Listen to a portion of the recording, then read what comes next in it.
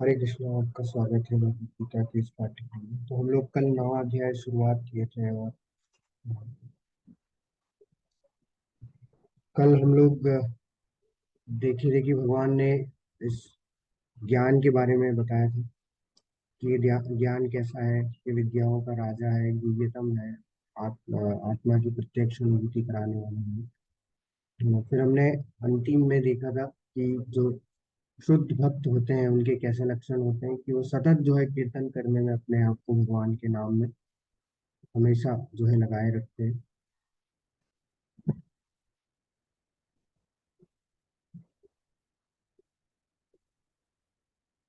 और फिर अंतिम में एक और चीज देखी थी कि हमने भगवान जो है क्या करते हैं अपने भक्तों के जो भी आध्यात्मिक आवश्यकताएं होती है उनकी पूर्ति करते हैं जो कि उनके भक्ति के अनुकूल होती है। और जो भक्ति के अनुकूल नहीं होती है भगवान क्या करते हैं उनसे ले लेते हैं। और जो आवश्यकताएं होती है वो पूरी करते हैं और जो कुछ होता है उसकी क्या करते हैं रक्षा करते हैं। अब इससे आगे हम लोग आज स्टार्ट करते हैं। तो अभी यहाँ पे जो है वो एक भ्रांति और दूर की जा रही है। हम लोगों को लगता है, हम पहले भी इस पर चर्चा किए थे कि अ, भगवत गीता में भगवान बोल रहे हैं सिर्फ मेरी पूजा करो, बाकी सारी देवी देवताओं की पूजा तुम छोड़ दो। तो छोड़ने के लिए तो कहीं नहीं बोला जा रहा है। हाँ, ये जरूर बोला जा रहा है कि देवी देवताओं की पूजा करने से मुक्ति नहीं मिलेगी। क्या होगा इसी में हमें आगे पता चलेगा कि होगा क्या देवी देवताओं की पूजा करने से आगे हमें क्या मिलेगा। तो यहाँ पे भगवान बोल रहे हैं कि हे कुंती पुत्र, जो लोग अन्य देवताओं के भक्त हैं और उनकी श्रद्धा पूर्वक पूजा करते हैं वास्तव में वे भी मेरी पूजा करते हैं, किंतु वे यह त्रुटिपूर्ण ढंग से करते हैं। देखिए, ये हम पहले भी इस पे चर्चा कर चुके हैं कि जो देवी देवता है वो सब क्या है, भगवान के सेवक है, भगवान के अंश हैं। वो भगवान नहीं है। भगवान ने उन्हें कुछ ड्यूटी दी है, उसके अकॉर्डिंग उन्हें पावर दिया गया। तो वो पावर के अकॉर्डिंग हम लोग को क्या देते हैं, हम लोग को वो फल देते हैं हम अगर उनकी पूजा करते हैं। तो जो देवी देवताओं की पूजा करना है वो इनडायरेक्टली क्या है, भगवान की ही पूजा करना। परंतु भगवान क्या बता रहे हैं कि वो पूजा कैसी पूजा है, वो त्रुटिपूर्ण ढंग से करी हुई पूजा है। इसको हम लोग कैसे समझ सकते हैं, इसको हम लोग ये ऐसे समझ सकते हैं कि जैसे मान लीजिए अगर एक पेड़ है। हाँ, अब पेड़ से आपको फल चाहिए, फूल चाहिए। आप क्या करेंगे, आपने पेड़ लगाया, थोड़ा बड़ा हुआ। अब क्या वो जो कलियां आती है, अब क्या हम लोग फल में पानी डालेंगे तो फल हमें मिलेगा? क्या हम लोग फूल में पानी डालेंगे तो क्या हमें फूल मिलेंगे? नहीं, ऐसा नहीं होता है। हमें क्या करना होगा, हमें ये पता करना होगा कि कहाँ पे जो है पानी डालने से इस पूरे पेड़ को पोषण मिलेगा। और हमें पता चलता है अच्छा, जड़ में पानी डालेंगे तो इस पूरे पेड़ को पोषण मिलेगा। तो जब हम लोग जड़ में पानी डालते हैं तो क्या होता है कि हमें फूल भी मिलता है, फल भी मिलता है, और पेड़ भी जो है वो क्या रहता है, हरा भरा। तो अगर हम लोग फूल में या फल में कोई पानी डाल रहा है तो वो क्या कर रहा है, वो एक त्रुटिपूर्ण ढंग से कार्य कर रहा है। अल्टीमेटली वो पानी जा कहाँ रहा है, वो जड़ में ही जा रहा है, लेकिन वो त्रुटिपूर्ण ढंग हो गया ना। वो इस डायरेक्टली नहीं जो है वो सीधा पानी किस में डाल रहा है, जड़ में डाल रहा है। तो इसलिए अगर हम लोग सीधा जड़ में पानी डालें तो जो फल है, फूल है, जो उसकी जो ग्रीनरी है वो बनी रहेगी, उसका पोषण उसको मिलता रहे। तो वही चीज भगवान यहाँ पे भी बोल रहा है कि अगर तुम सीधा मुझे ही प्रसन्न कर दोगे तो तुम्हें अलग अलग देवी देवताओं को प्रसन्न करने का जरूरत नहीं है, क्योंकि वो सब मेरे अंश है। अगर मैं प्रसन्न हो गया तो सब लोग, सारे देवी देवता ऐसे ही स्वतः ही प्रसन्न हैं। उन्हें अलग से प्रसन्न करना जरूरी नहीं रहता, क्योंकि जो भी फल हमें मिलता है देवी देवताओं के माध्यम से, वो कौन सैंक्शन करता है, वो भगवान ही सैंक्शन करता है। ऐसा वो खुद से नहीं दे सकते, क्योंकि जो भी फल हमें मिलेगा वो सब टेम्परेरी होगा। क्यों? क्योंकि वो जो देवी देवता है वो टेम्परेरी है। क्यों? क्योंकि 8वें अध्याय में भगवान बोले कि जो देवी देवताओं का जो लोक है, उच्चतम लोक जो होते हैं, स्वर्ग लोक जितने भी हैं, वो सब क्या है, वो टेम्परेरी है। जब सृष्टि समाप्त होगी तो वो भी समाप्त हो जाएंगे। तो जो फल हमें मिलेगा उससे वो भी क्या मिलेगा, टेम्परेरी मिलेगा। तो भगवान हमें पूरी भगवत गीता में टेम्परेरी फल के बारे में बात नहीं कर रहे हैं। पूरी भगवत गीता में हमें परमानेंट सॉल्यूशन दे रहे हैं। टेम्परेरी सॉल्यूशन तो हमें पता ही है कि हमें कैसे लेना है, और हम ले भी रहे हैं आजकल, लेकिन हमें परमानेंट सॉल्यूशन नहीं पता, इसलिए पूरी भगवत गीता में भगवान हमें परमानेंट सॉल्यूशन। इसलिए हमने कल ये भी चर्चा किया था कि क्यों फिर भगवान ही है जो कि हमें मुक्ति दे सकते हैं, क्योंकि उनको मुकुंद बोला जाता है। मुकुंद यानी कि वही है जो कि हमें इस जन्म मृत्यु के चक्र से निकाल सकते हैं। और शंकराचार्य जी ने इसकी पुष्टि भी की थी कि बार बार गर्भ में आना, बार बार जन्म लेना, ये मृत्यु को झेलना, ये सबसे मुक्ति ऐसे नहीं पाई जा सकती। तो हे मुरारी, हे कृष्ण, हे मुकुंद, क्या करो इससे मुझे छुटकारा दिलाओ। तो हम लोग कर रहे हैं, भगवान उसमें हमारी क्या करते हैं, हमारी श्रद्धा को और बढ़ा, कि हम सही ढंग से तरीके से पूजा करें। हम लोग उनके पास जाके ये मांगे कि हमें भक्ति मिले, क्योंकि वो हमें क्या कर सकते हैं, उनके पास इतनी पावर है कि वो हमें क्या दे सकते हैं, हमें भक्ति दे सकते हैं। हमें हमारे अंदर के जो जो भी विकार है उनको वो धीरे धीरे दूर कर सकते हैं। तो देवी देवताओं को ये पावर भगवान ने दी है, जिससे कि हमें उनके कृपा से हम क्या कर सकते हैं, भगवान की भक्ति को, भगवान के प्रेम को प्राप्त कर सकते हैं। तो वो सही तरीके से पूजा करना होता है देवी देवताओं की, ना कि फल की इच्छा से जाना कि मुझे पैसा दे दो, मुझे सुख दे दो, समृद्धि दे दो, ये दे दो, वो दे दो। तो ये सब देने से, दे तो देंगे, मिल जाएगा हमें। भगवान ने बोला ही है कि हमारी इच्छाएं पूरी होनी चाहिए, वो मिल जाएगा हमें। लेकिन कब तक, कब तक सुख है, कब तक समृद्धि है, कुछ नहीं है। एक लिमिटेड समय तक रहेगा, उसके बाद वो समाप्त हो जाएगा। तो इसलिए परमानेंट सॉल्यूशन पे हमें हमेशा फोकस करना है, ना कि हमें जो टेम्परेरी सॉल्यूशन पे फोकस करना है। तो जैसे एक और उदाहरण, इसी इसी को समझने के लिए एक उदाहरण मैं बताता हूँ आपको, कि जैसे हम लोग खाना खाते हैं, तो खाना हम लोग कहाँ डालते हैं, सीधा पेट में डालते हैं। और पेट से जो है वो क्या है, वो जो खाना है उसमें जो भी न्यूट्रिशंस होते हैं, जो भी प्रोटीन विटामिन जो भी होते हैं, उसी से एनर्जी मिलती है किसको, हर एक अंग को, हाथ को, पैर को, मुंह को, सबको। अब ऐसा तो नहीं है हमें हाथ से काम करना है तो हम हाथ में खाना डाल रहे हैं, है ना, पैर से काम करना है तो पैर में खाना डाल रहे हैं, कान से सुनना है तो कान में खाना डाल रहे हैं, ऐसा नहीं होता है। वैसा ही यहाँ पे है, कि यहाँ पे अगर हमें कुछ भी चाहिए होता है, हम लोग क्या करते हैं, उस देवी देवता की पूजा करने लग जाते हैं, उसका उसकी पूरी श्रद्धा से पूजा करते हैं, और उसे ही भगवान मान लेते हैं। वो त्रुटिपूर्ण ढंग से पूजा करना हो गया भगवान की हो, लेकिन अल्टीमेटली क्या हो रहा है, वो त्रुटिपूर्ण ढंग से, गलत ढंग से। तो हम लोग क्यों ना डायरेक्ट उनको अगर पूजा पूजा करेंगे, डायरेक्ट हम लोग उनकी भक्ति करेंगे, तो सारे जो देवी देवता हैं वो स्वतः ही प्रसन्न हो जाएंगे। हमें अलग अलग देवी देवताओं को प्रसन्न करने का जरूरत नहीं है। होता क्या है, अलग अलग देवी देवताओं की पूजा करने से होता क्या है, भगवान बोल रहे हैं, यान्ति देवव्रता देवान् पितॄन् यान्ति पितृव्रता भूतानि यान्ति भूतेज्य यान्ति मद्या माद्याजिनो अपि माम। जो देवी देवताओं की पूजा करते हैं वे देवताओं के बीच जन्मे, यानी कि उच्च लोकों, इंद्रदेव के स्वर्ग लोक में जो जाता है, चंद्र लोक है, और ब्रह्म लोक, इस तरीके के लोकों में जो है जाके हम लोग जन्मे। जो पितरों के पूछते हैं, पितरों के पास जाते हैं। हमने देखा है कि आजकल क्या करते हैं लोग, जिनके जो मर जाते हैं लोग, जो भी उनके रिश्तेदार, उनकी फोटो लगा के उनको जो है अगरबत्ती दिखाते हैं, उनकी जो है बहुत पूजा करते हैं, उनके हाथ पैर जोड़ते हैं, उनको भगवान के भगवान के जो मंदिर होता है उनको वहां पे रख देते हैं। तो ऐसा गलत है, क्योंकि भगवान बोल रहे हैं कि अगर उनकी पूजा करोगे तो उनके साथ में निवास करना पड़ेगा, उनके बीच में जन्म जो जहाँ पे निवास करेगा। भूत प्रेतों की उपासना करने वाले कहाँ जाते हैं, उनके बीच जन्म लेते हैं। जो तांत्रिक लोग होते हैं वो क्या करते हैं, भूत प्रेतों की पूजा, तो वो उनके बीच जन्म लेते हैं। लेकिन अंतिम में भगवान बोल रहे हैं, भूतेज यान्ति मद्याजिनोपि माम, मेरी पूजा करने में, मेरी मेरी पूजा करते हैं वे कहाँ जाते हैं, मेरे साथ निवास करते हैं। तो स्पष्ट रूप से भगवान ये चीज को क्लियर कर दे रहे हैं कि अगर इस तरीके से तुम करते हो कार्य, तो तुम्हें अपने कर्म के अकॉर्डिंग फल मिले। अगर तुम देवी देवताओं की पूजा करोगे तो तुम उच्च लोकों को जाओगे, बिल्कुल ये निश्चित है कि तुम उनके साथ में निवास करो, उनके बीच में जन्म लो। लेकिन अगर तुम मेरी पूजा करते हो तो ये निश्चित है कि तुम मेरे साथ निवास करो, तुम मेरे धाम को प्राप्त करोगे। और उसका फायदा क्या है, उसका फायदा है कि यद गत्वा न निवर्तन्ते तद धामम परमम। भगवान बोलते हैं कि एक बार अगर किसी ने मेरा धाम प्राप्त कर लिया, किसी ने मुझे प्राप्त कर लिया, यद गत्वा न निवर्तन्ते, वो कभी भी फिर इस संसार में लौट के नहीं आता। लेकिन अगर आपने देवी देवताओं के बीच में जन्म लिया, वापिस आना पड़ेगा। पितरों के बीच जन्म लिया, वापिस आना पड़ेगा।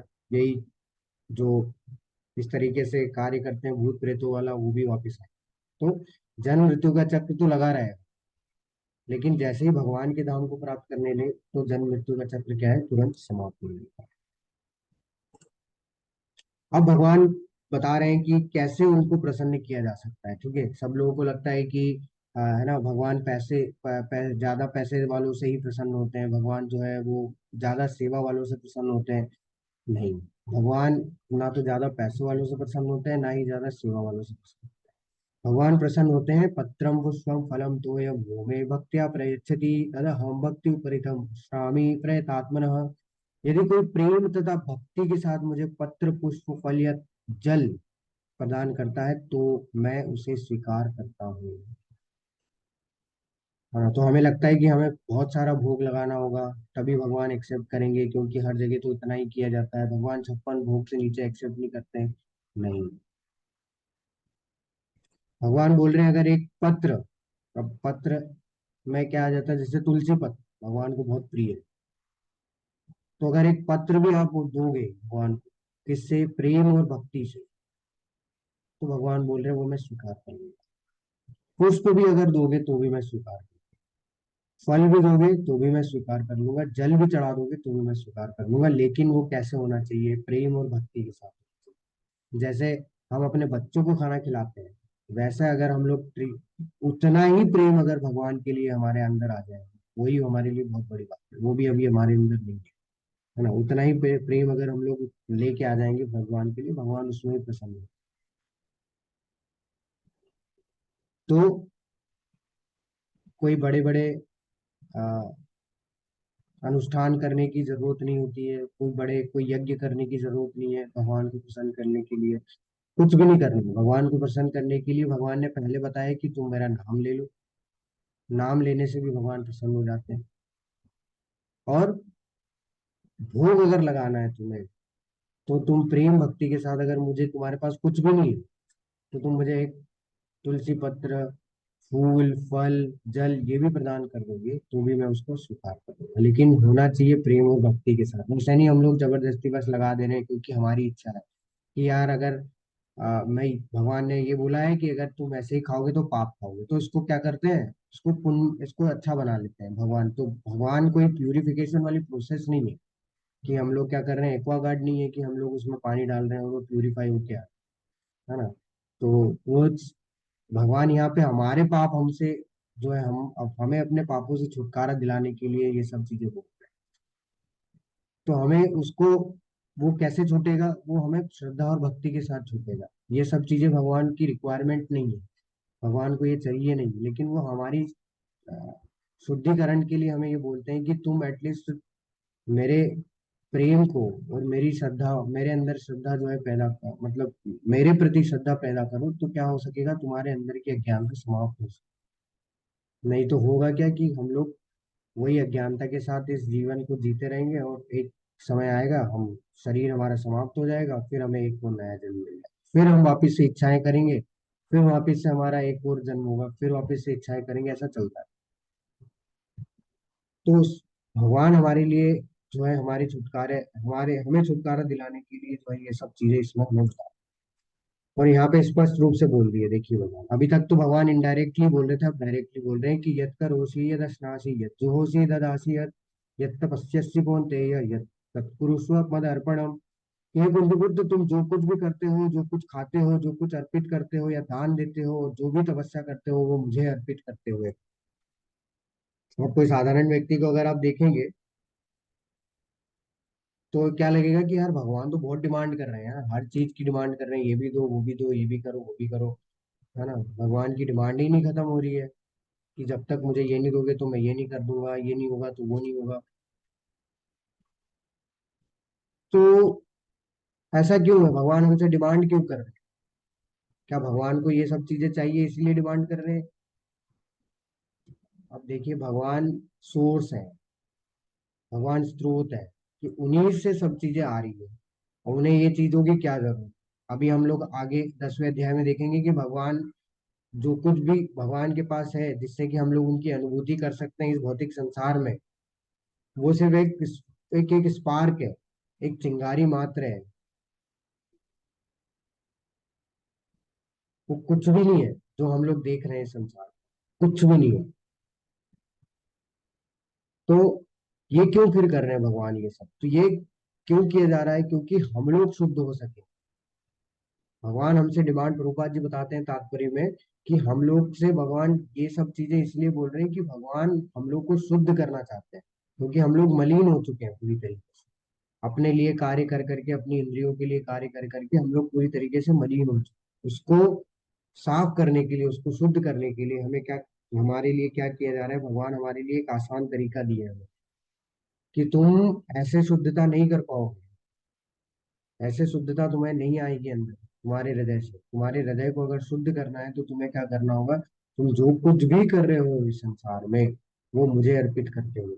फिर वो तुम खा रहे हो, वो तुम कुछ अर्पित कर रहे हो, दान दे रहे हो, तपस्या कर रहे हो, जो भी कर रहे हो, वो सब क्या करो? तुम मुझे अर्पित करते हो।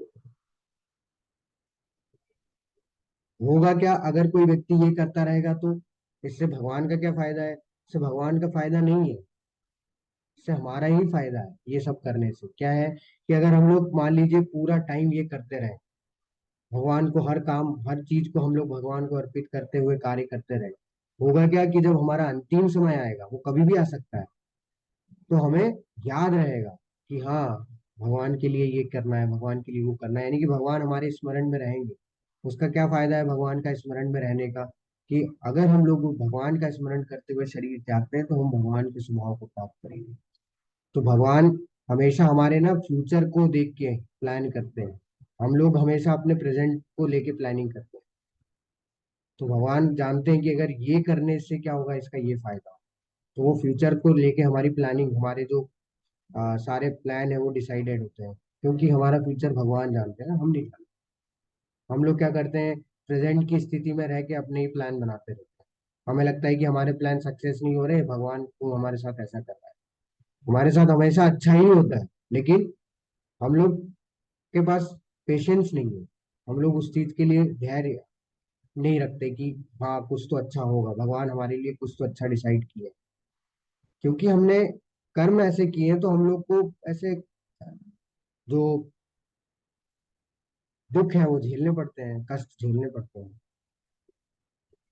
लेकिन वो कष्ट हम लोग झेल जाते हैं, उसका कारण भी क्या है? उसका कारण भी ये है कि भगवान की कृपा है कि वो हम लोग झेल पाते हैं। अन्यथा हमने तो ऐसे ऐसे कष्ट की, ऐसे ऐसे काम किए होंगे जिनके की कष्ट हम लोग सहन भी नहीं कर सकते।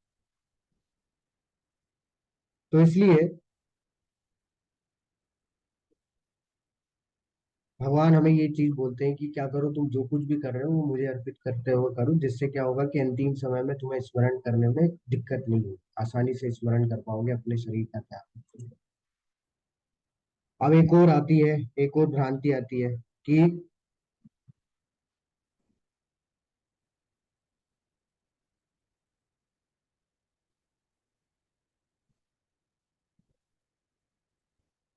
भगवान जो है वो भेदभाव करते हैं। देखिए, हम बार बार क्या बोल रहे हैं? बार बार बोल रहे हैं कि भक्ति करने से लाभ होगा, भक्ति करने से जो है सारे जो कलयुग के कल्मश है आपके समाप्त हो जाएंगे, भक्ति से ही आपको परम आनंद की प्राप्ति होगी। भक्ति भक्ति भक्ति भक्ति, इतने भक्ति भक्ति बार बार हम लोग कर, लेकिन उन लोगों का क्या जो नास्तिक है, जो भगवान के अस्तित्व में ही विश्वास नहीं करते, जो भगवान में ही विश्वास नहीं करते, वो तो भक्ति नहीं करते। वो भी तो इस दुनिया में खुश है।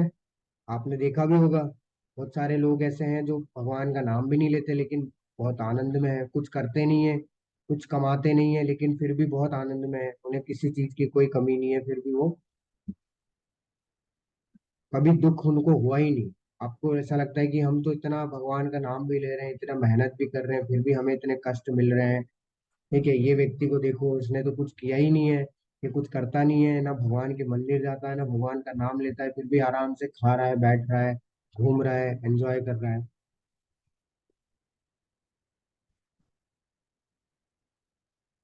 ऐसा क्यों होता है? इसका उत्तर भगवान यहाँ दे रहे हैं कि मैं ना तो किसी से द्वेष करता हूँ, ना ही किसी के साथ पक्षपात करता हूँ, मैं सबों के लिए संभाव हूँ, किंतु जो भी भक्ति पूर्वक मेरी सेवा करता है वो मेरा मित्र है, मुझ में स्थिर रहता है और मैं भी उसका मित्र हूँ।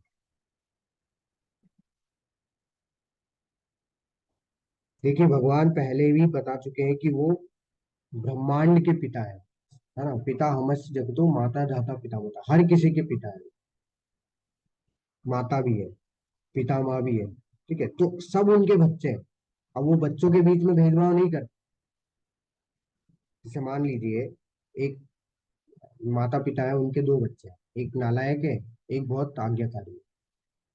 अब माता पिता ऐसा तो नहीं है कि वो नालायक बच्चे को खाना नहीं देंगे, है तो उन्हीं का खून, उन्हीं से आया है, खाना तो उसको भी देंगे, उसी जिस तरह की उस वो आज्ञाकारी बच्चे को दे रहे हैं, है ना। तो दोनों उसकी उसका भी उतना ही ध्यान रखेंगे जितना आज्ञाकारी बच्चे का रख रहे हैं। लेकिन लगाव किससे ज्यादा होगा? लगाव आज्ञाकारी से होगा। क्यों? क्योंकि वो उन्हें पाल सकता है, उन्हें पता है कि ये नहीं पालेगा, ये कभी भी छोड़ के जा सकता है, इसका कोई भरोसा नहीं। लेकिन जो आज्ञाकारी बच्चा है वो कभी छोड़ के नहीं जाएगा, क्योंकि वो प्रेम कर रहा है, वो उनकी आज्ञा का पालन कर रहा है, वो उनकी सेवा कर रहा है।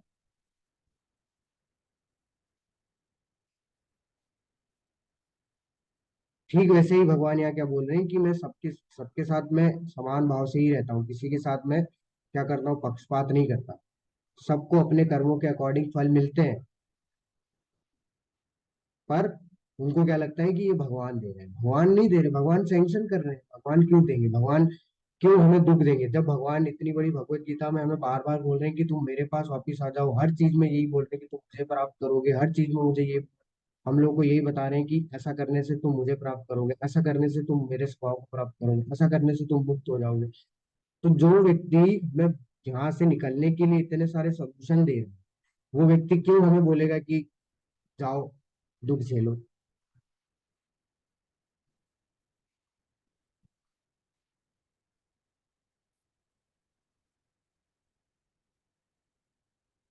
तो कोई पिता अपने बच्चे के साथ ऐसा नहीं करता। तो भगवान, हमें ये एक्सेप्ट करना होगा, ये स्वीकारना होगा कि भगवान कभी हमारे साथ बुरा नहीं चाहते हमारा। इसलिए तो भगवान 5वें अध्याय में बोले कि मैं तुम्हारा परम हितैषी मित्र हूँ, ये तुम्हें जानना होगा। वो कोई हमारा हितैषी जो होता है, जो हमारे हित के लिए सोचता है, वही हितैषी होता है।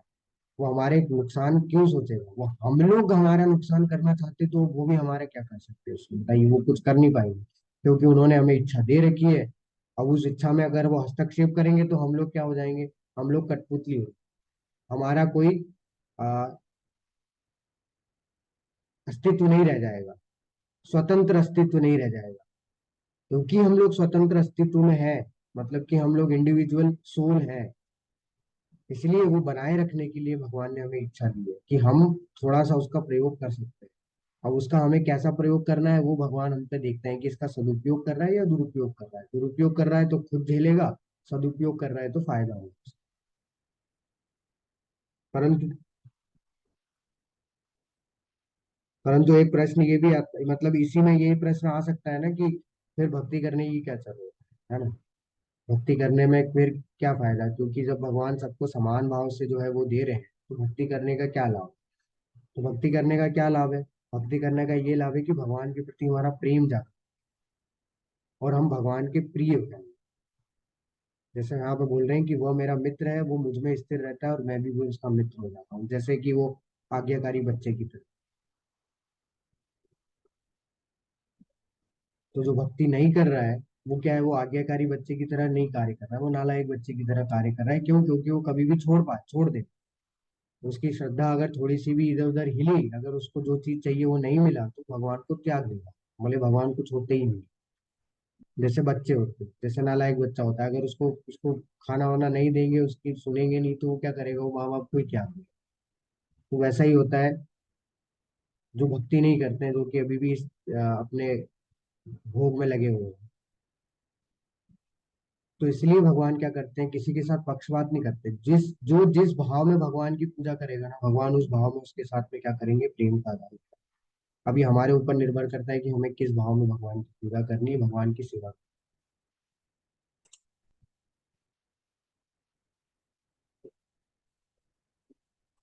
आगे भगवान बताते हैं, अपि चेच्छो दुराचारो भजते माम अनन्यभाक् साधुएव समन्तव्य सम्यक व्यवसितः सः। यदि कोई जघन्य से जघन्य कर्म करता है, किंतु यदि वह भक्ति में रत रहता है तो उसे साधु मानना चाहिए, क्योंकि वो अपने संकल्प में अडिग रहता है। देखिए, एक तो होता है दुराचारी, यानी कि एक दुष्ट। एक यहाँ बोला गया है, भगवान बोले सुदुराचारी, यानी कि दुष्टों में भी सबसे उत्तम दुष्ट जो होता है, सबसे उच्च कोटि का जो दुष्ट है, जो जघन्य से जघन्य पाप किया है। लेकिन भगवान क्या बोल रहे हैं, अगर वो व्यक्ति भी एक समय के बाद अगर भक्ति में रत हो जाता है, दृढ़ संकल्प के साथ अडिग रहता है, अपने कार्यों में भक्ति के नियमों में अडिग रहता है, तो उसे साधु मानना चाहिए। भगवान कितने करुणामय है, देखिए आप, कि इतना सब कुछ करने के बावजूद भी भगवान क्या बोल रहे हैं कि उससे साधु मानो, वो साधु कहलाना है।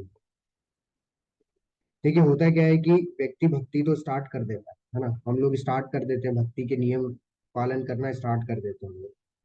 परंतु उसके पीछे बुरे कर्मों द्वारा कई बार हमारी क्या है, कई बार व्यक्ति क्या है, व्यक्ति का पतन हो जाता है, कई बार वो छोड़ देता है। कुछ 10 दिन माला करेगा, फिर वो छोड़ देगा, फिर वो फंस जाएगा दूसरे अपने बुरे काम। फिर 5-6 दिन बाद उसको फिर रियलाइज होगा, फिर वो माला करेगा, फिर वो छोड़। तो उसको, वो बार बार उस चीज को क्यों त्याग देता है? उसका कारण ही है कि उसके ऊपर बुरे कर्मों का भी असर बना हुआ।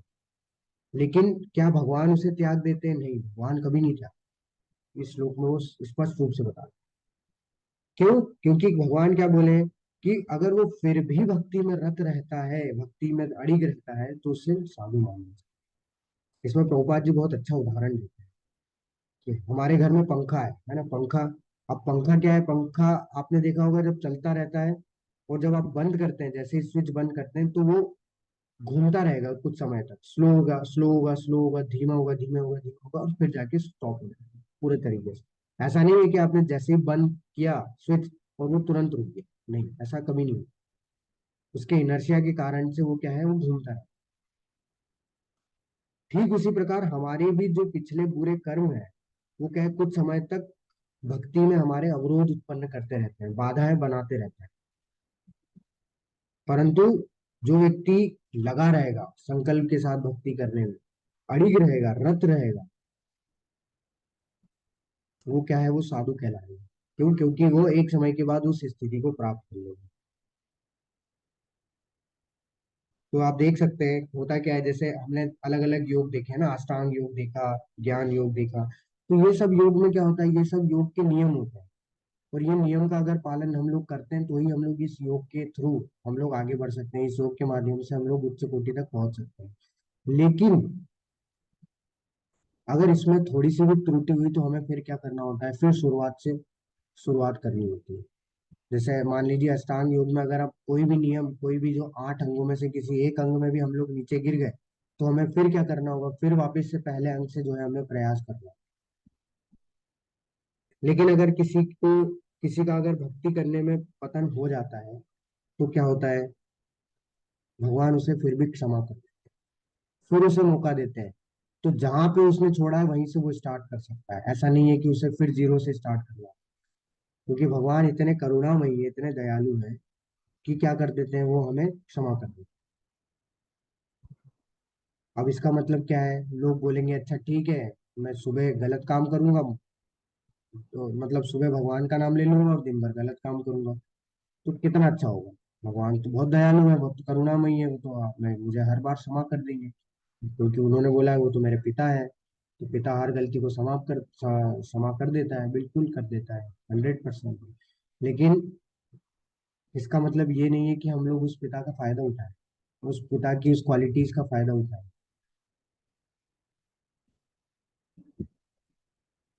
क्योंकि हम ये भूल जाते हैं कि वो हमारे कर्म है। पिता हमें तो माफ कर देंगे, लेकिन वो कर्म हमें माफ नहीं करेंगे, जो फल हमें मिलेगा ना, उसको हमें भुगतना पड़ेगा। तो इसलिए हमें क्या है कि फायदा नहीं उठाना चाहिए भगवान की, भगवान के करुणामयी उदार प्रवृत्ति का हमें फायदा नहीं उठाना चाहिए। हमें प्रयास करना चाहिए कि हम लोग गलतियां नहीं करें, कम से कम गलतियां हो हमसे, प्रयास करें कि जो गलती हमने की उसे पुनः ना दोहराएं, जिससे कि हम जो है हम अपने ही अपराधों से जो है, अपने जो हम लोग अपराध कर रहे हैं उससे बच सके। क्षिप्रम भवति धर्मात्मा शाश्वत शांति निगच्छति कौन्तेय प्रतिजानी न मे भक्ता प्रणश्यति। वह तुरंत धर्मात्मा बन जाता है और स्थायी शांति को प्राप्त करता है। हे कुंती पुत्र, निडर होकर घोषणा कर दो कि मेरे भक्त का कभी भी विनाश नहीं होता। भगवान यहाँ पे क्या बोल रहे हैं कि अगर कोई भक्ति में अडिग रह के कार्य करता है, कितना भी दुराचारी हो, है ना, वो अगर लगा रहेगा संकल्प के साथ, तो वो क्या है, वो तुरंत धर्मात्मा बन जाए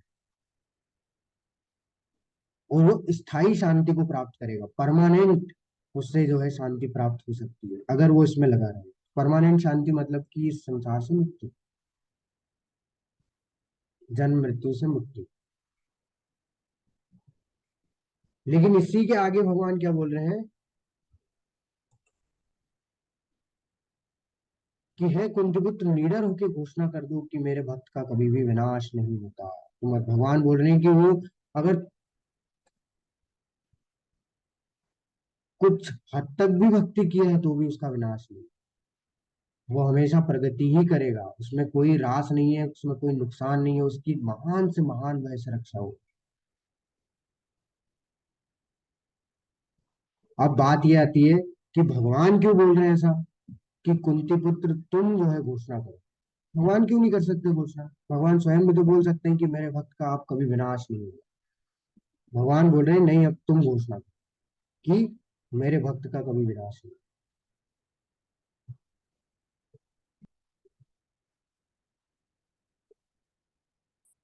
तो भगवान यहाँ पे ऐसा क्यों बोल रहे हैं? भगवान यहाँ पे ऐसा इसलिए बोल रहे हैं क्योंकि भगवान अपने वचन को तोड़ सकते हैं, लेकिन भक्त का दिया वचन कभी नहीं भगवान तोड़ सकते। क्यों? क्योंकि भगवान अपने भक्त का यश नहीं गिरते देख सकते। जैसे अगर कोई पिता है, वो अपने बच्चे की बेइज्जती नहीं देख सकता, उसका उपहास नहीं सहन कर सकता, वैसे ही है भगवान, कि अगर मेरे बच्चे ने अगर बोल दिया, मतलब मेरे भक्त ने अगर बोल दिया, तो फिर वो होके रहेगा।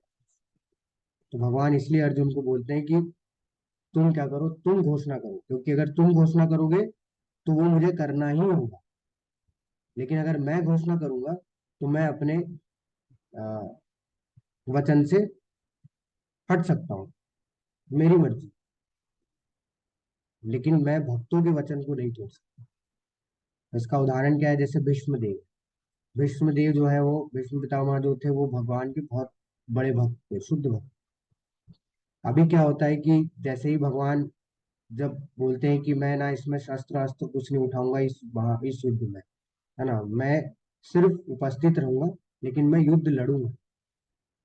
तो भीष्म पितामह को ये पता चलता है, तो भीष्म पितामह एक वचन ले लेते हैं कि कुछ भी हो जाए, मैं भगवान से शस्त्र उठा के ही रहूंगा, भगवान से अस्त्र उठवा के ही रहूंगा, कुछ भी हो। अब भगवान तो अंतर्यामी है, भगवान को पता चल गया कि भाई भीष्म पितामह ने ऐसा वचन लिया है। तो क्या किया भगवान ने क्या किया? भगवान ने यही किया था, भगवान ने अपना वचन तोड़ दिया। जब भीष्म पितामह लगातार भीषण जो है वर्षा कर रहे थे बाणों की अर्जुन के ऊपर, तो भगवान को गुस्सा आ गया।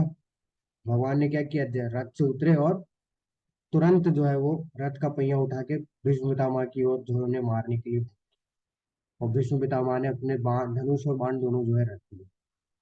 तो भगवान ने क्या किया, अपना वचन तोड़ दिया। भगवान ने युद्ध में अपने आप को इन्वॉल्व कर लिया, जबकि वो बोल रहे थे कि मैं युद्ध नहीं करूंगा, शस्त्र अस्त्र किसी भी नहीं।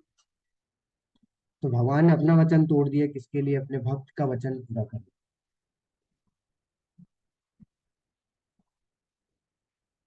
तो अपना मान भले ही टल जाए भगवान, लेकिन भक्त का मान कभी नहीं टलने देते भगवान। इसलिए क्या करते हैं, भगवान अर्जुन को बोलते हैं कि तुम घोषणा करो अर्जुन, तुम घोषणा करोगे तो वो मुझे करना होगा, लेकिन अगर मैं घोषणा करूंगा तो मैं उससे पीछे हट सकता हूँ। हे पार्थ, जो लोग मेरी शरण ग्रहण करते हैं वे भले ही निम्न जन्मा स्त्री वैश्य तथा शूद्र क्यों ना हो, वे परम धाम को प्राप्त करते हैं। तो यहाँ पे ये क्या बताया जा रहा है कि यहाँ पे उदाहरण देके ये बताया जा रहा है, क्योंकि हम लोग समझते हैं कि शूद्र जो है वो सबसे नीचे आते हैं। हम लोग समझते हैं कि जो जो जो वैश्य होते हैं वो सबसे नीचे आते हैं। ये सब भ्रांतियां हैं। भगवान बोल रहे कोई भी क्यों ना मेरी शरण ग्रहण करे, वो मेरे धाम को प्राप्त करेगा ही करेगा, फिर वो कोई क्यों ना हो। इस संसार में हम इसको क्या ही समझे, सब सब जो है, जो भी एक बार भगवान की शरण में आ गया वो भगवान के धाम को प्राप्त करेगा, ये निश्चित है। कि भगवान यहाँ इसकी पुष्टि कर देते हैं। मन्मनाभव मद भक्तो माद्याजिमाम नमस्कुरु मामे वेश्यसि युक्तेत्व आत्मनम मत्परायणः। मैं अपने मन को मेरे नित्य चिंतन में लगाओ, मेरे भक्त बनो, मुझे नमस्कार करो, मेरी ही पूजा करो, इस प्रकार मुझ में पूर्णतः तल्लीन होने पर तुम निश्चित रूप से मुझे प्राप्त करोगे। अब भगवान बोल तो रहे कि मुझे प्राप्त करोगे, मुझे प्राप्त करोगे, भगवान प्रोसेस बता। देखिए ये जो लाइन है, मन मना भो मत भक्तो माद्या जी माम नमस्कुरु, ये बहुत महत्वपूर्ण लाइन है, क्योंकि ये भगवान ने दो बार ली है। एक तो 9वें अध्याय के 34वें श्लोक में, एक 18वें अध्याय के 61वें 63वें श्लोक में भी भगवान इस चीज को बोलते हैं, माध्य मन मना भो मत भक्तो माध्या जी माम नमस्कुरु। तो पूरे भगवत गीता में कोई भी लाइन भगवान ने रिपीट नहीं की है, कोई भी श्लोक भगवान ने रिपीट नहीं किया है, सिवाय किसके, इसको। तो अगर आपको कोई पूछता है कि एक लाइन में अगर आप भगवत गीता का सार बता सकते हैं, तो ये है भगवत गीता का सार, मन मना भो मत भक्तो माध्या जी माम नमस्कुरु।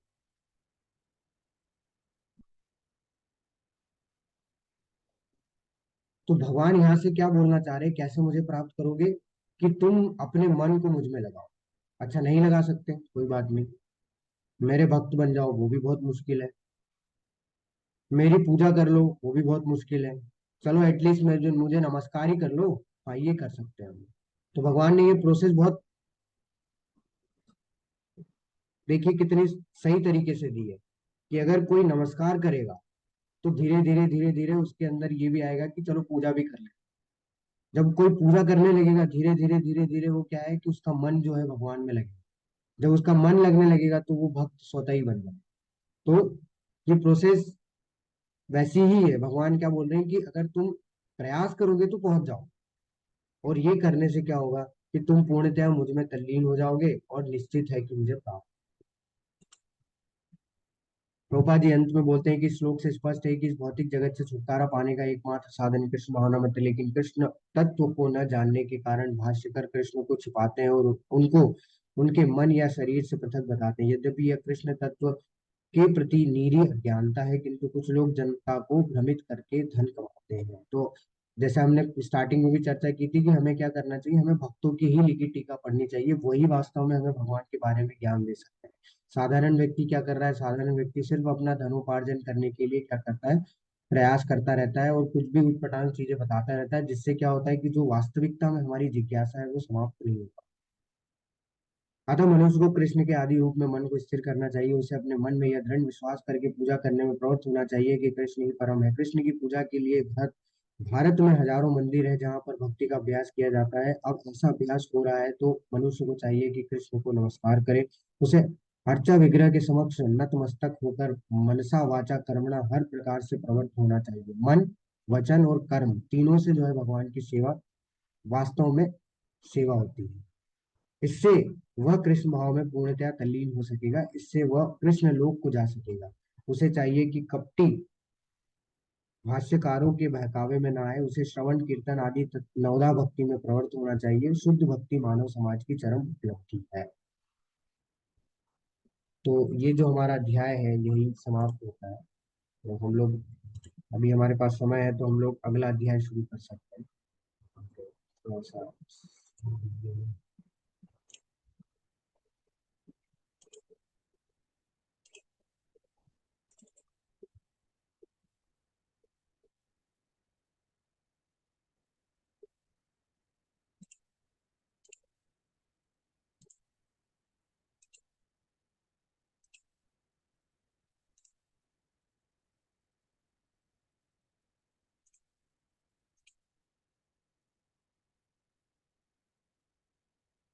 तो अभी 9वें अध्याय में हमने ये देख लिया कि भगवान ने हमें भक्तों के लक्षण बता दिए कैसे होते हैं ना, भगवान ने ये बता दिया कि ये ज्ञान जो है वो कैसा है ना। अब जो 10वां अध्याय है इसका नाम है विभूति योग। विभूति योग यानी कि विभूति यानी ऐश्वर्य, भगवान के ऐश्वर्य। तो कैसे हम लोग भगवान की अनुभूति कर सकते हैं, है ना, इस संसार में रहते हुए, वो भगवान हमें यहाँ से बताएंगे। कि जैसे हमने 7वें अध्याय में देखा था, भगवान ने बताया था ना कि मैं पानी का स्वाद हूँ, सूर्य चंद्रमा का प्रकाश हूँ। वो क्या था, वो एक पार्ट था। यहाँ पे दूसरा पार्ट है, यहाँ पे डिटेल में भगवान बताएंगे कि उनकी अनुभूति कैसे की जा सकती है, कैसे हम लोग जो है उन्हें इस संसार में रहते हुए उनसे अपना आसक्ति को बढ़ा सकते हैं, हर एक क्षण उनको जो है आ, किस तरीके से हम लोग कहाँ कहाँ पे किन किन जगहों पे देख सकते हैं। वैसे तो भगवान सर्वत्र है, लेकिन भगवान हमारे फायदे के लिए हमें क्या बताते हैं कि इन इन जगहों पे तुम जो है क्या कर सकते हो,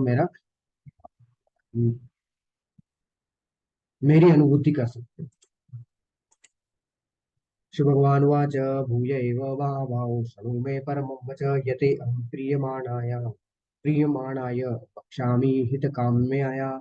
श्री भगवान ने कहा, हे महाभाव अर्जुन, और आगे सुनो, चूंकि तुम मेरे प्रिय सखा हो, तो मैं तुम्हारे लाभ के लिए ऐसा ज्ञान प्रदान करूंगा जो अभी तक मेरे द्वारा बताए गए ज्ञान से श्रेष्ठ है। फिर भगवान वही चीज बोल, क्यों ऐसा क्यों हो रहा है बार बार? क्योंकि जो भक्ति योग है वो हमेशा सारे ज्ञानों से श्रेष्ठतम है। अभी जो ज्ञान बता रहे हैं भगवान, अब क्या बता रहे हैं कि हम उनकी अनुभूति कैसे कर सकते हैं, इसलिए ये क्या है, ये और ज्यादा श्रेष्ठ है। क्योंकि भगवान हमें एक ऐसा रास्ता दे दे रहे हैं जहां से कि हम लोग क्या कर सकते हैं, भगवान से अपनी आसक्ति को और ज्यादा बढ़ा सकते हैं, अपने अटैचमेंट को भगवान के प्रति और ज्यादा बढ़ा सकते हैं।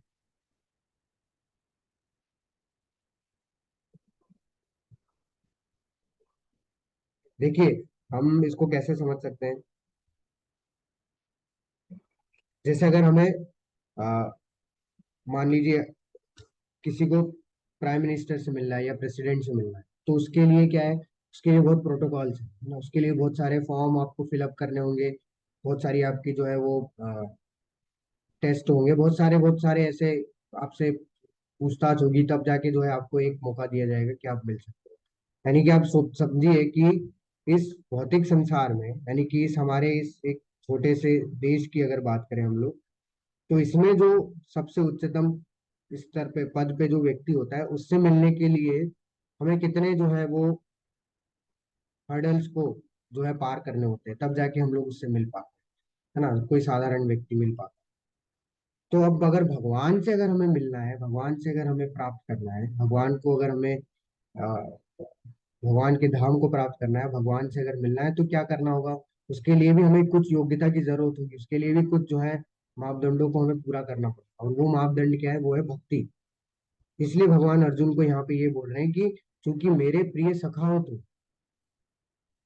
तो तुम्हारे ही लाभ के लिए मैं ये ज्ञान दे रहा हूँ, जिससे क्या कर पाओगे तुम, ये ज्ञान से ज्यादा कोई श्रेष्ठ ज्ञान तुम्हें और कहीं मिलेगा नहीं, जिससे तुम क्या कर पाओगे, तुम मुझे तुरंत प्राप्त कर पाओ। न मे विदुषुर्गणा प्रभुं न महर्षय अहमादि ऋषि देवानां महर्षिणाम च सर्वश। न तो देवतागण मेरी उत्पत्ति ऐश्वर्य को जानते हैं, और न महर्षिगण ही जानते हैं, क्योंकि मैं सभी प्रकार से देवताओं महर्षियों का भी कारण स्वरूप हूँ। भगवान ने इस यहाँ पे फिर स्पष्ट कर दिया कि कोई भी जो है मेरे इस उत्पत्ति को जान नहीं पाता, मेरे इन ऐश्वर्यों को जान नहीं पाता, समझ नहीं पाता, आसानी से कोई भी नहीं समझ पाता। क्यों नहीं समझ पाते? क्योंकि उन्हें पता ही नहीं कि उनकी उत्पत्ति का कारण स्वरूप मैं ही हूँ। देवता भी सब मुझी से आए हैं, सारे महर्षि भी सब मुझी से आए हैं, सब कुछ मुझसे ही है इस संसार में। मैं ही सबका क्या हूँ, कारण स्वरूप हूँ। भगवान ने 9वें अध्याय में भी बोला ना कि सभी कारणों का कारण कौन हूँ मैं, सृष्टि का कारण कौन हूँ मैं। तो इसके उदाहरण भी है, जैसे ब्रह्मा जी मोहित हो गए थे। आपने सुना होगा ब्रह्म विमोहन लीला होती है एक, जिसमें क्या हो जाते हैं, ब्रह्मा जी मोहित हो जाते हैं। क्यों हो जाते हैं? जब भगवान अपने सखाओं के साथ जो है वो अपने गायों को चराने के लिए जाते हैं, तो वो क्या है, जब गायें उनकी जो है घने जंगल में जो है चरने के लिए चले जाती है, तो भगवान सबके साथ मिल के बैठ के क्या है, भोजन करते हैं। तो वहां देखते हैं, ब्रह्मा जी देख रहे होते हैं कि यार ये कैसे भगवान हो सकते हैं जो सबके साथ में भोजन कर रहे हैं। फिर क्या कर रहे हैं, भगवान सबके हाथ से खा भी रहे हैं, तो सबका झूठा भी खा रहे हैं। तो ये कैसे भगवान हो सकते हैं? नहीं नहीं, ये तो भगवान हो ही नहीं सकते। तो ब्रह्मा जी देखिए, ब्रह्मा जी इतने विद्वान हैं, सारे वेदों के ज्ञाता हैं, सब कुछ है उनके पास, वो बुद्धि तत्व से उनका पूरा शरीर बना हुआ है, लेकिन फिर भी वो मोहित हो गए भगवान की इस लीला से। और उन्होंने क्या किया, भगवान की परीक्षा लेने के लिए जितने भी ग्वाल बाल थे, जितनी भी गायें थी, उनका सबका अपहरण कर।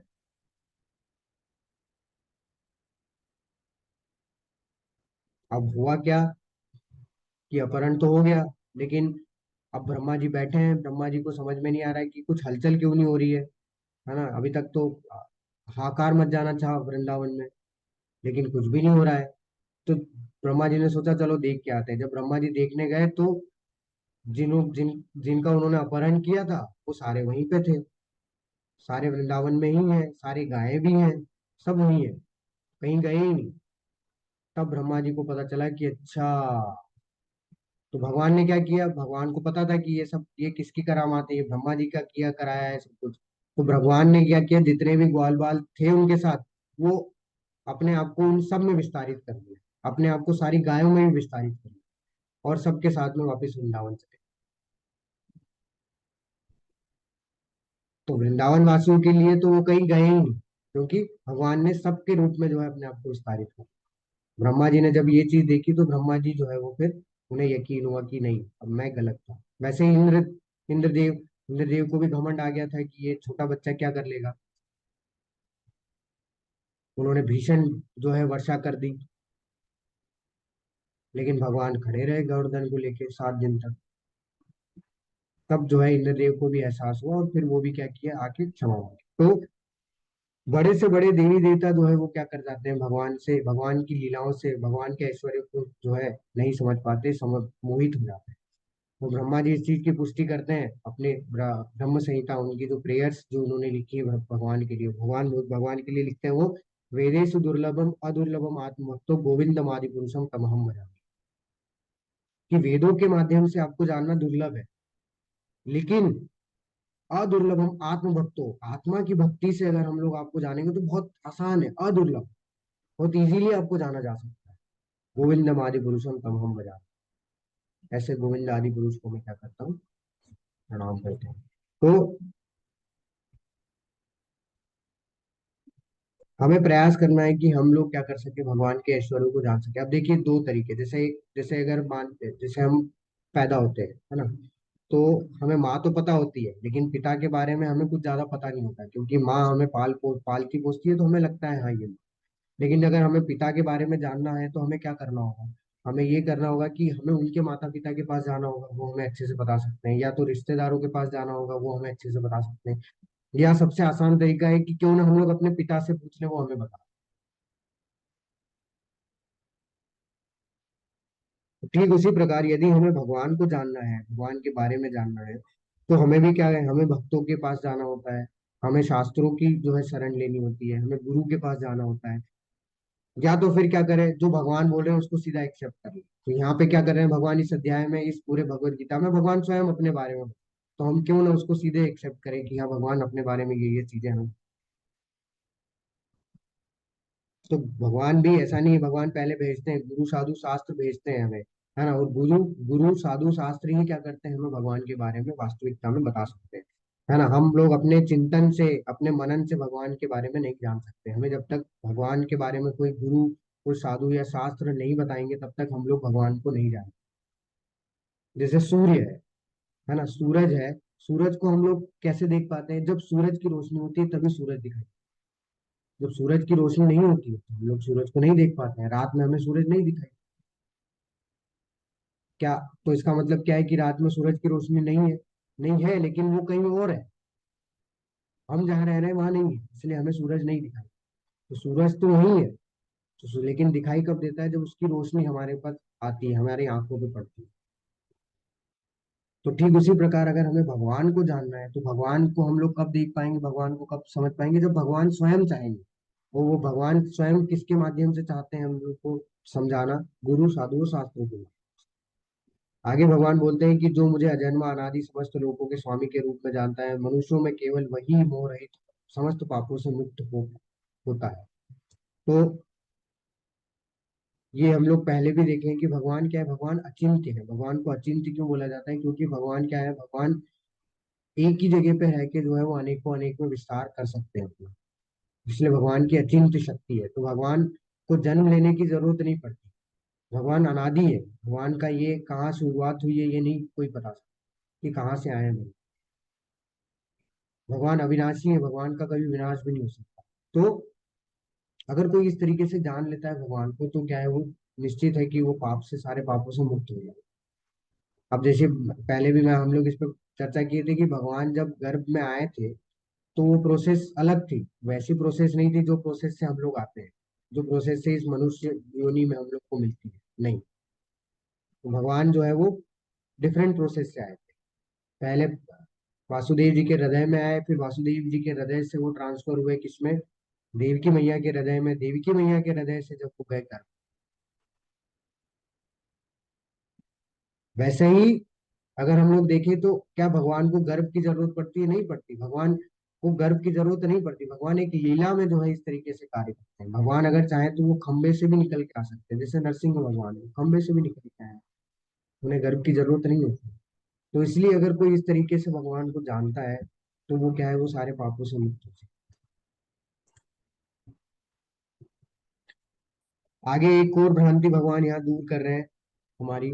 हमें क्या लगता है कि हमने पढ़ा हुआ है, हमने साइंस की बुक में पढ़ा हुआ है कि हम लोग जो है वो बंदरों से आए हैं, हमारे पूर्वज बंदर थे। फिर हम लोग जैसे इवोल्यू हमारा इवोल्यूशन हुआ, धीरे धीरे धीरे धीरे हम लोग क्या हो गए, हम लोग ये बन गए, आ, मनुष्य हो गए। तो भगवान उस चीज का भी खंडन कर रहे हैं। भगवान बोल रहे हैं सप्त ऋषिगण तथा उनमें उनसे भी पूर्व चार अन्य महर्षि एवं सारे मनु सब मेरे मन से उत्पन्न है, और विभिन्न लोकों में निवास करने वाले सारे जीव उनसे अवतरित होते हैं। सारे जीव कहाँ से आ रहे हैं? उन्हीं से आ रहे हैं। और वो कहाँ से आ रहे हैं? वो भगवान से आ रहे हैं। तो जो महर्षि हैं वो वास्तव में हमारे पूर्वज, हम लोग किसी बंदर वंदर से नहीं है। हमारे जो पूर्वज हैं वो कौन है? हम लोग कहाँ से आए हैं? हम लोग महर्षियों से आए हैं। महर्षि जो थे उनसे हम लोग जो है आए, हमारे पूर्वज महर्षि। भगवान जो है वो सोर्स है जिनसे कि वो आए हैं, और उनसे कौन आए हैं? हम लोग आए। तो सारे जीव किनसे अवतरित होते हैं? भगवान बोल रहे विभिन्न लोग, अनंत कोटि ब्रह्मांड नायक है ना, अनंत लोक है इस संसार। तो उनमें जितने भी जीव निवास कर रहे हैं वो सब किनसे उत्पन्न वो अवतरित हो रहे हैं? भगवान बोल रहे हैं ये महर्षियों से अवतरित हो रहे हैं। और महर्षि कहाँ से अवतरित हो रहे हैं? महर्षि मेरे मन से अवतरित हो रहे हैं। तो ये चीज हमें ये भी एक्सेप्ट करना होगा, क्योंकि जितनी भी थ्योरीज जो दी है, डार्विन की थ्योरी है, ये सब ये फेल है। क्योंकि ये तो ऑलरेडी बहुत सारे साइंटिस्टों ने ही जो है इसको क्या कर दिया, फेल कर चुके हैं। लेकिन उन्होंने अब जाके फेल किया, भगवान ने पहले ही इस चीज की पुष्टि कर दी कि ये ऐसा नहीं है कि हम लोग बंदरों से। अगर ऐसा होता तो अभी जितने बंदर है वो फिर क्यों नहीं बन जा रहे मनुष्य, है ना? या फिर बंदर समाप्त क्यों नहीं हुए, उनकी समाप्ति भी होना हो जानी चाहिए था ना, सारे ही बंदर अगर बन गए मनुष्य तो ये सारे पहले ही जो डार्विन की थ्योरी में जितने भी उनने जो तर्क दिए थे वो सबका क्या हो चुका है, खंडन हो चुका है। और उसका सीधा सा खंडन भगवान जो है इस श्लोक से करते हैं।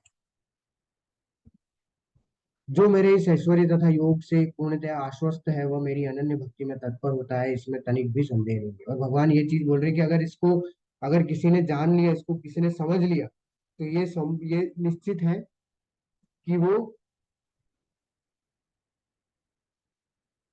अपने आप को अनन्य भक्ति में तत्पर कर पाएगा, भगवान की भक्ति में लग पाएगा, है ना? ये इसमें कोई संदेह नहीं है, इसमें कोई किसी भी तरीके का कोई भी डाउट नहीं रहेगा, संशय नहीं रहेगा।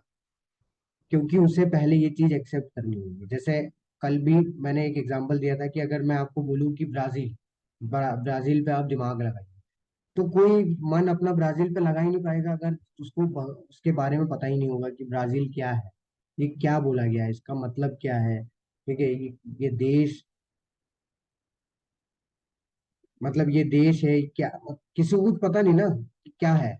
अगर कोई अनजान व्यक्ति को अगर आप बोलेंगे तो वो क्या दिमाग लगा पाएगा? नहीं, क्यों? जब तक उसे उसके बारे में नहीं बताया जाएगा, जब तक उससे कुछ उसके अंदर कुछ थॉट प्रोसेस चलेगा ही नहीं। वैसा ही है कि अगर भगवान के ऐश्वर्यों को अगर हम लोग जान लेते हैं तो भगवान को हम लोग थोड़ा बहुत जान पाते हैं, और फिर क्या करते हैं, अगर फिर हम लोग भगवान पे मन लगाने का प्रयास करते हैं, भक्ति करने का प्रयास करते हैं, तो हम लोग उसमें दृढ़ हो जाते हैं, हम लोग उसमें आगे बढ़ पाते हैं।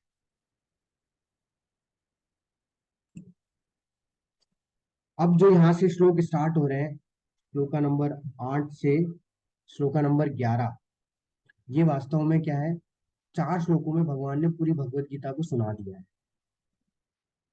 तो अगर कोई ये 4 श्लोक भी समझ लेता है अच्छे से, तो उसको पूरी भगवत गीता का सार समझ में आता है कि भगवत गीता में भगवान क्या बोल।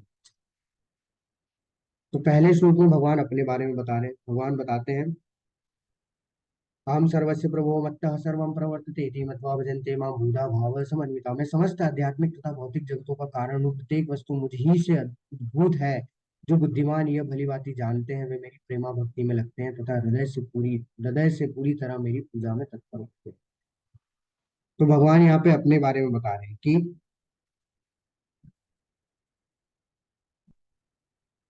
अगर कोई व्यक्ति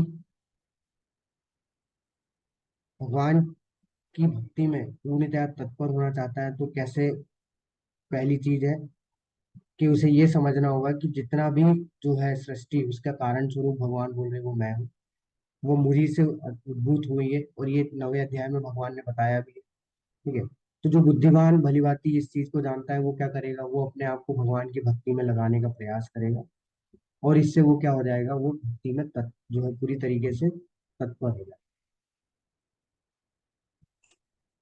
इसमें भगवान जो है अपने भक्तों के बारे में बताते हैं कि उनके भक्त कैसे होते हैं, उनके भक्तों के लक्षण कैसे होने चाहिए, शुद्ध भक्त के लक्षण। मच्चित्ता मतगत प्राणा बोधयन्तः परस्परं कथयन्तस्य मां नित्यं तुष्यन्ति च रमन्ति च। मेरे शुद्ध भक्तों के विचार मुझ में वास करते हैं, अपना जीवन मेरी सेवा में अर्पित करते हैं और वे एक दूसरे को ज्ञान प्रदान करते तथा मेरे विषय में बातें करते हुए परम संतोष तथा आनंद का अनुभव। तो क्या लक्षण है, पहली चीज बोल रहे हैं मत चित्ता यानी कि मेरे शुद्ध भक्तों के विचार मुझ में वास करते हैं। तो जो भगवान के शुद्ध भक्त होते हैं वो कभी भी उनका चित्त जो है वो इधर भगवान से अलग नहीं जाता। हर समय वो क्या है, भगवान के बारे में चिंतन करते रहते हैं, हर क्षण उनका एक एक क्षण जो है भगवान के चिंतन में रहता है। दूसरा मदगत प्राणा मतलब कि वो अपने जीवन को क्या कर रखते हैं, पूरी तरीके से भगवान की सेवा में लगाए रखते हैं। हर एक चीज से क्या करते हैं, वो भगवान की सेवा करने का प्रयास करते हैं। जो भी वो अपने नियत कर्म कर रहे हैं उससे वो कैसे भगवान की सेवा कर सके, इस तरीके के भाव से वो कार्य करते रहते हैं। बोधयन्तः परस्परम, जो शुद्ध भक्त होते हैं उनके ऐसे लक्षण होते हैं कि वो कभी भी कुछ व्यर्थ की बातें नहीं करते, व्यर्थ के वाद विवाद में अपना जो है समय बर्बाद नहीं करते। वो हमेशा क्या करते हैं, भगवान के विषय में कथयन्तस्य माम नित्यम, भगवान के विषय में ही बातचीत करते रहते हैं नित्य हमेशा। और उसी में क्या करते हैं, संतोष का अनुभव करते हैं, आनंद का अनुभव करते हैं, तुष्यन्ति च रमन्ति च। और इसके उदाहरण क्या है, इसके उदाहरण हम अभी के अगर हिसाब से देखें तो पहले तो बहुत सारे हमें शास्त्रों में उदाहरण मिल जाएंगे, लेकिन अगर कलयुग के हिसाब से अगर हम लोग उदाहरण देखें तो प्रभुपाद जी। तो प्रभुपाद जी कभी भी किसी भी क्षण जो है वो भगवान से अपना चित्त नहीं हटाते थे, हमेशा भगवान के लिए सेवा में लगे रहते थे। ठीक है। जैसे अगर वो पाश्चात्य देश भी गए तो उन्होंने, वो चाहते तो अपना प्रचार कर सकते थे, है ना, लेकिन उन्होंने कहीं भी किसी भी तरीके से अपना प्रचार नहीं किया और उसी का नतीजा है कि आज भी हम लोग प्रभुपाद जी को मैक्सिमम लोग नहीं जानते कि इस्कॉन के पीछे क्या है। हम लोग सिर्फ क्या जानते हैं कि हरे कृष्णा वाला। तो प्रभुपाद जी ने सिर्फ और सिर्फ भगवान के नाम का प्रचार किया, इसलिए आज सब लोग, साधारण व्यक्ति भी अगर कोई देखता है तो वो यही बोलता है कि ये हरे कृष्णा वाला है। उन्हें पता ही नहीं इसके पीछे संघर्ष किसका है ना, क्योंकि उन्होंने अपना प्रचार किया ही नहीं। वो किसके लिए गए थे, वो भगवान के प्रचार के लिए गए थे, इसलिए वो हमेशा किसका नाम लेते रहे, भगवान का नाम लेते रहे, भगवान के ही लिए सेवा करते रहे। वो भगवान का नाम सबको बांटते गए और इसी में उनको क्या मिलता था, आनंद मिलता था, इसी में उनको संतोष मिलता था। उनके अंदर ये नहीं था कि लोग मेरी पूजा करें, उनके अंदर ये नहीं था कि लोग मेरे जो है भक्त बने, नहीं। हर किसी को किसका भक्त बनाते थे, वो भगवान का भक्त बनाते थे। हर किसी को क्या बोलते थे कि भगवान का नाम। तो आप यहाँ पे एक देख सकते हैं, एक क्लिप है, इसके बाद फिर हम लोग इसका